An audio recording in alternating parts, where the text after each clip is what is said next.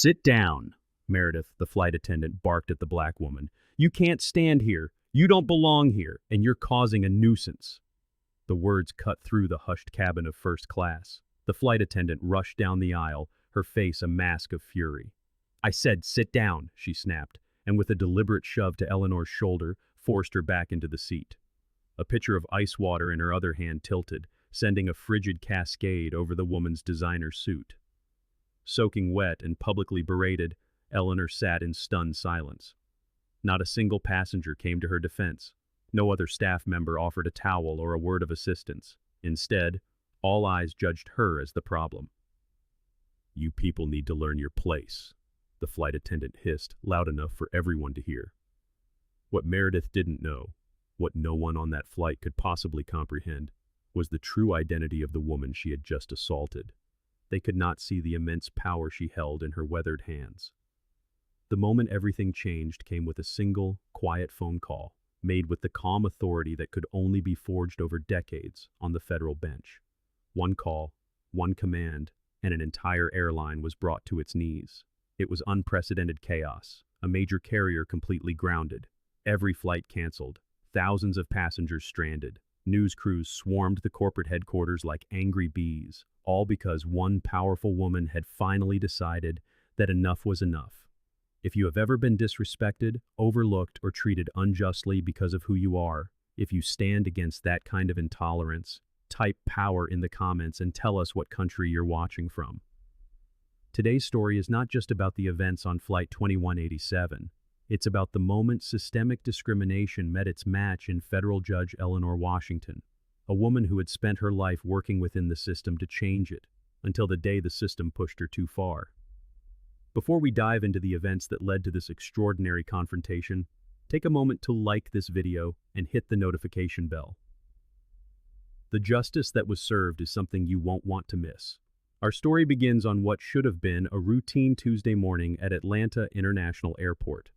Judge Eleanor Washington had just concluded a grueling 3-week civil rights case, delivering a landmark decision that would protect countless families from housing discrimination.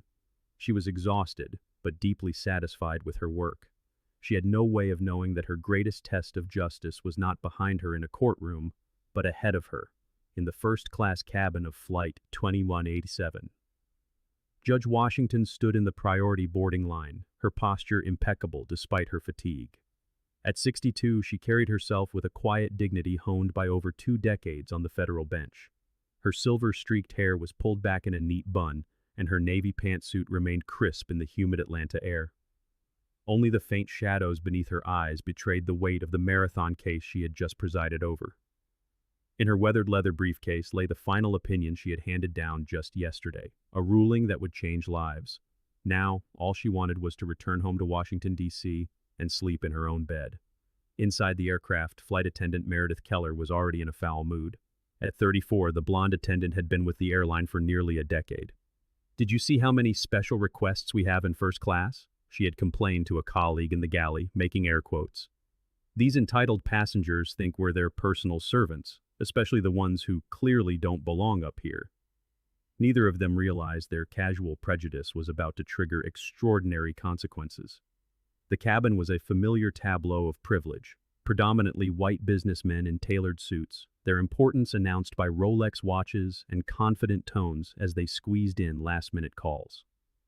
Judge Washington moved efficiently to her seat, 3C, an aisle seat she always requested to help with her circulation. The older white man in 3D glanced up from his Wall Street Journal, his expression shifting almost imperceptibly as she settled in. He leaned slightly toward the window, creating a small but deliberate space between them. It was a gesture most would miss, but Eleanor noticed. After 6 decades as a black woman in America, she had a finely tuned radar for these subtle signals of bias. The pre-boarding service began. Eleanor watched Meredith move through the cabin, offering warm towels and drinks with cheerful, personalized banter. "Good afternoon, Mr. Harris. Lovely to see you again. Your usual scotch?" But when Meredith reached row 3, the warmth vanished. "Water, please," Eleanor said politely. "Room temperature, if possible." Meredith's gaze slid right past her to the man in 3D. "Good afternoon, sir. May I get you a beverage before we depart?" The man received his bourbon on a cloth napkin with a warm smile. Eleanor's request was left hanging in the air, completely ignored. Minutes passed. The cabin door was about to close. Eleanor raised her hand slightly as Meredith passed again. "Excuse me, I had asked for water." Meredith's smile was tight. "We're preparing for departure. I'll get it for you once we're in the air." Yet 30 seconds later she hurried to deliver a last-minute coffee to a white passenger in row 2. The discrimination wasn't loud, but it was clear. A quiet withholding of courtesy, the kind designed to make you question your own senses. As the safety demonstration began, Meredith made eye contact with each passenger, except one. Her gaze deliberately skipped over Eleanor. Another small cut, another drop in a bucket that was slowly filling. The plane took off, ascending into the clouds, and with it, the indignities began to mount. For Judge Eleanor Washington, the breaking point was coming. And when it arrived, the airline industry would never be the same. If you've been in a situation where you were treated differently because of who you are, share your thoughts in the comments and click subscribe to hear more stories like this. As the flight reached cruising altitude, the drink service began. When Meredith finally reached Eleanor's row, the judge calmly repeated her request for water. "I'll get to you shortly," Meredith said, before moving on. 10 minutes later, every other passenger had been served. "Excuse me," Eleanor said, catching her eye. "I believe you forgot my water." "You'll have to wait," Meredith replied without breaking her stride. "I'm serving priority customers first." The words priority customers hung in the air, a coded insult the businessman across the aisle clearly understood, his smirk a silent endorsement. Finally, Meredith returned, placing a half-filled plastic cup on Eleanor's armrest. No napkin, no ice, no courtesy. The pattern was cemented during meal service. Eleanor had pre-ordered a vegetarian meal. "I'm sorry," Meredith said, her tone anything but. "We don't have any special meals left." "I requested it when I booked my ticket," Eleanor stated calmly. "Could you check again?" "Ma'am, I said we don't have any left," Meredith replied, her voice rising. The meal she received was a leftover bread roll and a side salad without dressing or utensils. Her tray table was also broken, tilting dangerously. "It's not my job to fix equipment," Meredith announced loudly when asked for help. "You'll have to manage." Eleanor then noticed an empty aisle seat a few rows ahead. Dealing with circulation issues, she stood to move. "All passengers must remain in their assigned seats," Meredith's voice cut across the cabin. Yet just 5 minutes later, she cheerfully helped a white businessman move to that very same seat. The double standard was now blatant. Eleanor tried to use the in-flight entertainment, but her screen was frozen. She pressed the call button 3 times over 15 minutes. Meredith walked past each time, deliberately ignoring it. "Some people just want constant attention," Eleanor overheard her say to another passenger, who chuckled in response. Then, moderate turbulence hit. When the seatbelt sign was finally turned off, Eleanor stood up. Her blood pressure medication, which she was now late in taking, was in her carry-on in the overhead bin. Before she could open it, Meredith's voice cracked like a whip. "Ma'am, sit down, now." The cabin fell silent. "I need to retrieve my medication," Eleanor explained, her voice steady. "The turbulence could return," Meredith insisted, even as other passengers moved freely about the cabin. "Just listen to her," a man across the aisle grumbled. "She's just doing her job."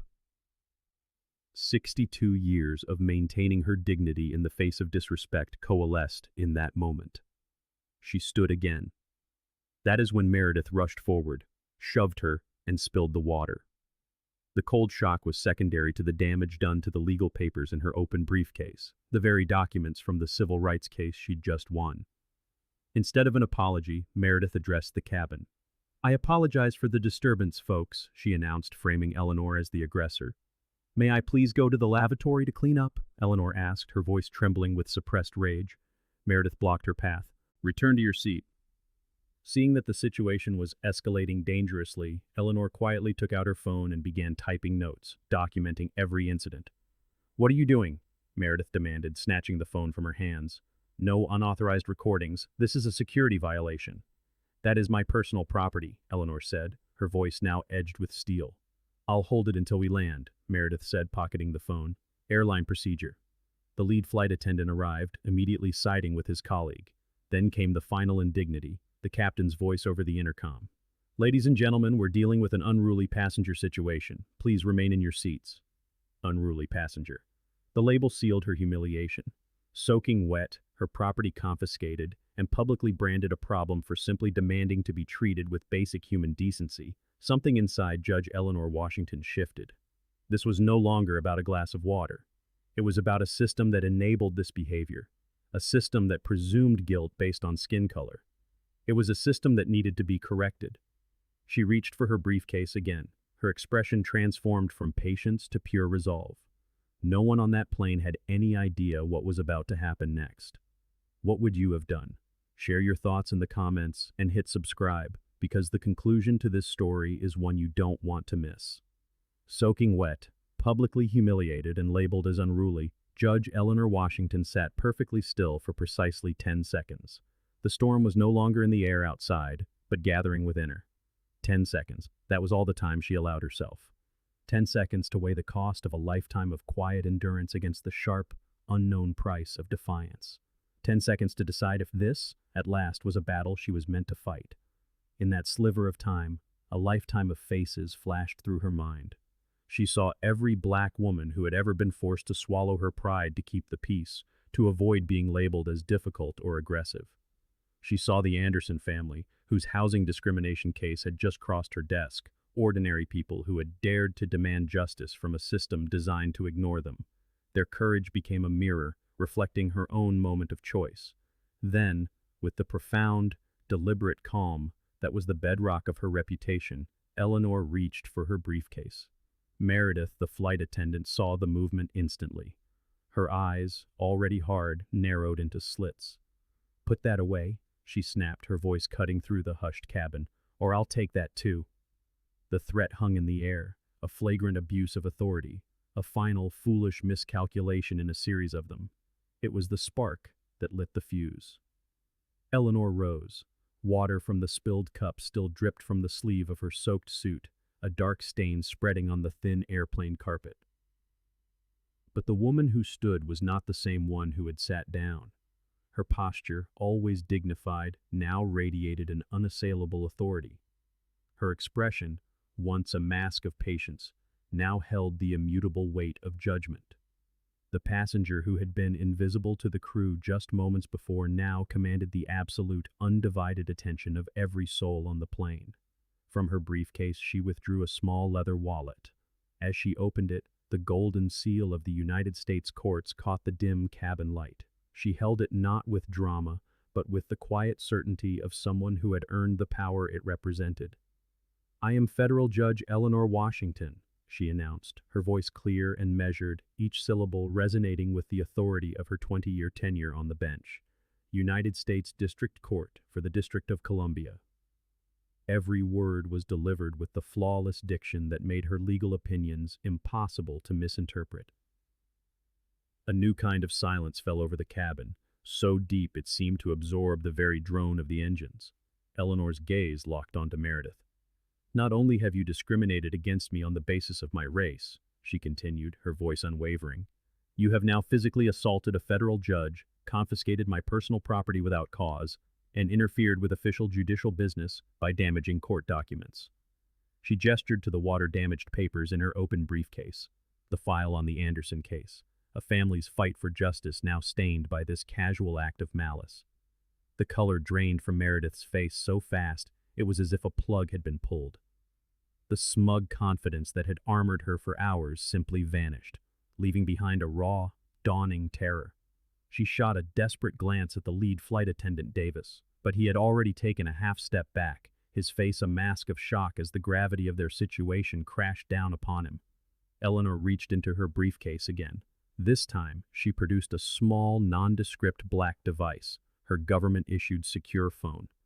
Unlike the personal phone Meredith had snatched, this one was a direct link to the highest echelons of federal power, reserved for judicial emergencies and communication with law enforcement. Today, it would be used to deliver a different kind of verdict. "This is Judge Washington," she said into the phone, her tone shifting to the one she used when delivering a sentence from the bench. "Connect me to Chairwoman Richards, immediately."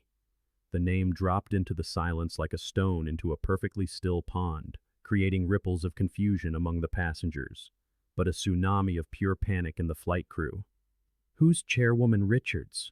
Meredith whispered to Davis, her voice a frantic hiss. Davis's face was now ashen. "Margaret Richards," he breathed, the words barely audible yet carrying across the silent cabin. "Head of the National Airline Association. She outranks everyone, including our CEO." The full, catastrophic scope of their error began to spread through the cabin like a chill. Passengers who had smirked or looked away now sat ramrod straight, their eyes fixed forward, unwilling witnesses to a reckoning. The businessman who had patronizingly told Eleanor to just listen to the staff was now studying the tops of his shoes with an almost religious intensity. "Margaret," Eleanor said into the phone. The use of her first name was a statement in itself, signaling a history between two powerful women who had fought their way to the top of male-dominated fields. "I'm on flight TWI-187. I'm experiencing a situation that requires your immediate intervention." The conversation was brief, but its impact was monumental. Those nearby heard only Eleanor's side, but it was enough. Yes, physical contact was made. No, not a single person intervened. "The documents from the Anderson case have been damaged." "I agree. This is indicative of a systemic issue." "Yes, that would be appropriate. I will remain on board until they arrive." She ended the call and turned her full attention back to Meredith. The transformation was absolute. The patient, humiliated passenger was gone. In her place stood the embodiment of federal judicial authority, a presence that could make hardened criminals confess and seasoned attorneys tremble. "You have exactly 3 minutes," Eleanor stated, her tone leaving no room for argument, "to return my property and provide your full employee information. This aircraft will be making an emergency landing at the nearest airport, where representatives from your airline's executive leadership and the Federal Aviation Administration will be waiting." Meredith's hands trembled as she fumbled in her pocket for Eleanor's phone, no longer daring to meet the judge's eyes. This is all a misunderstanding," she stammered. "If I had just known who you were—" Eleanor cut her off with a single sharp raise of her hand, the same gesture she used to silence lawyers in her courtroom. It had the same immediate, absolute effect. "That," Eleanor said, her voice dangerously quiet, "is precisely the problem, Ms. Keller. Justice should not be contingent on a title. Basic human dignity is not a privilege reserved for the powerful." In that moment, she wasn't just speaking to a flight attendant. She was addressing every person on that plane who had watched and done nothing. She was speaking to a culture that demanded credentials before it would offer respect. A moment later, the captain's voice crackled over the intercom, laced with an unfamiliar tension. "Ladies and gentlemen, we have been instructed to divert our course. We will be landing at Charlotte Douglas International Airport shortly. Flight attendants, please prepare the cabin." A wave of confused murmurs swept through the passengers. They were checking their watches, calculating their delays, completely oblivious to the fact that they were no longer just passengers on a diverted flight. They were witnesses to the precise moment that discrimination had collided with justice. Eleanor returned to her seat. She sat tall, her soaked suit a minor inconvenience. No one dared to make eye contact with her now, not out of dismissal, but out of a dawning collective shame for their own complicity. For today, Judge Eleanor Washington had honored not only her own dignity, but the dignity of every person who had ever been made to feel small, invisible, or unworthy. As Flight 2187 began its descent, no one on board could have possibly understood what was waiting for them on the ground. Through the windows they could see it wasn't a normal landing. The runway was lined not with fire trucks or ambulances, but with a fleet of black SUVs, their tinted windows reflecting the afternoon sun.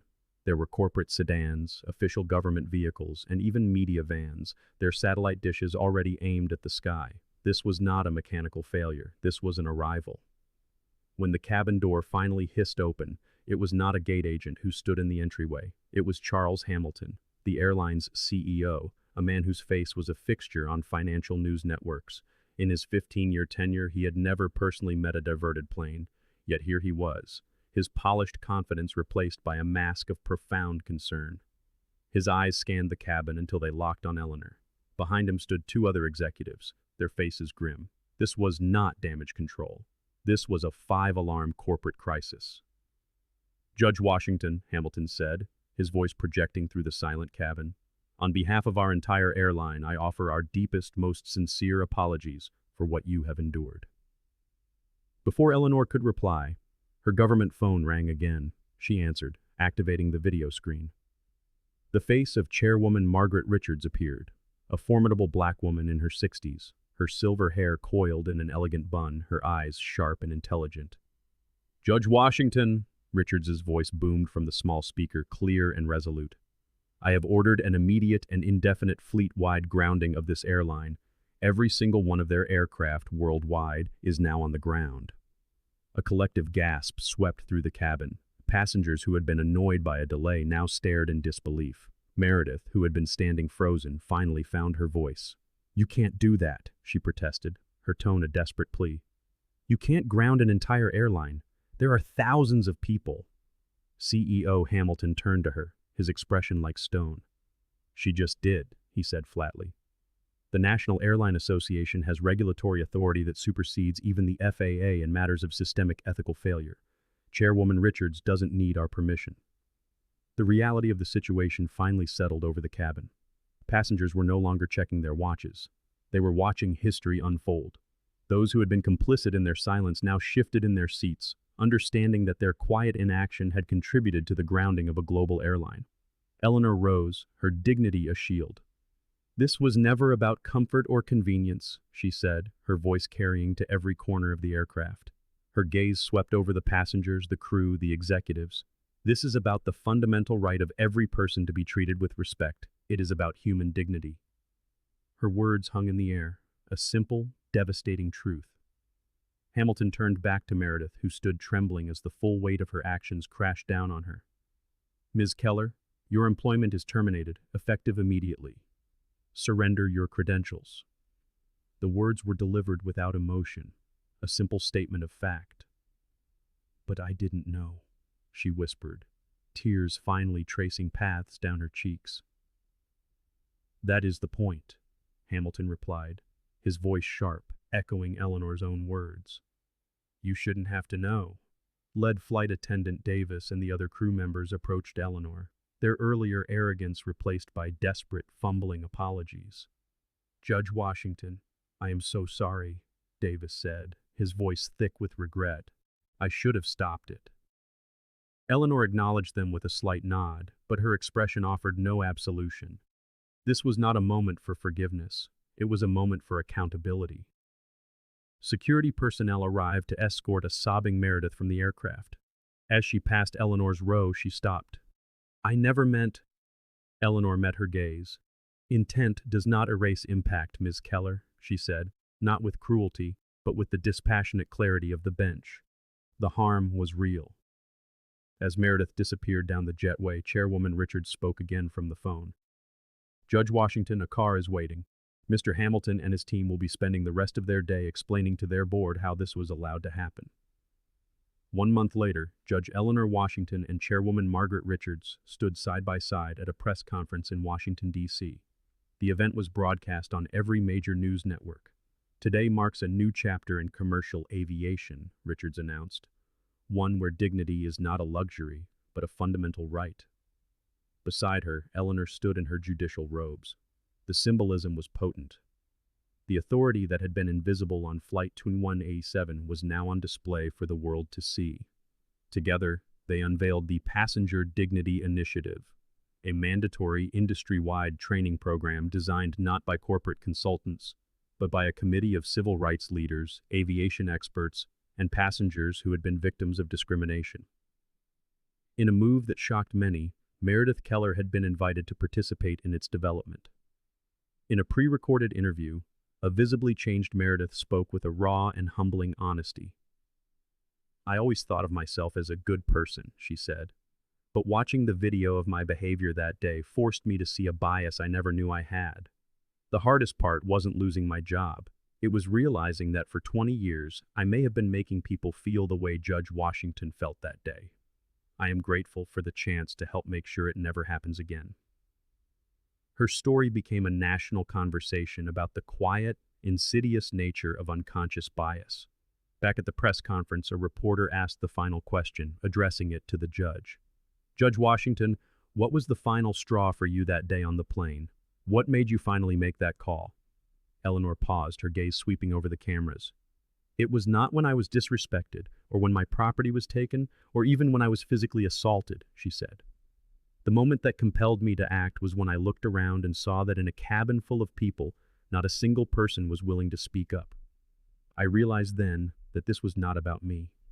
This was about a culture of silence that enables injustice. She stood a little taller.